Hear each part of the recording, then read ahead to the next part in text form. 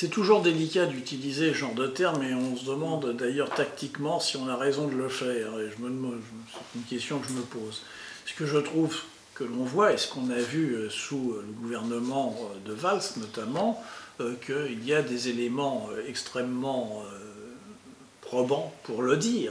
Tout simplement, la Ligue des droits de l'homme avait publié un rapport qui montrait que lorsque Valls était aux affaires, au ministère de l'Intérieur, puis comme Premier ministre, la persécution des Roms et des travailleurs sans-papiers avait été très largement supérieure à celle de ses prédécesseurs, que ce soit Sarkozy, Hortefeux ou du même genre.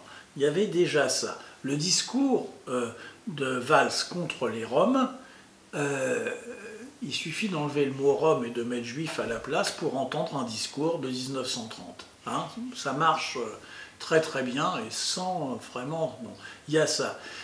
On a bien vu que l'état d'urgence, soi-disant proclamé pour nous défendre contre les terroristes, a été utilisé, mais majoritairement, j'ai presque envie de dire unanimement, contre des syndicalistes, contre des altermondialistes, contre des écologistes opposés aux barrages et aux différentes folies administratives pour transformer le paysage, etc.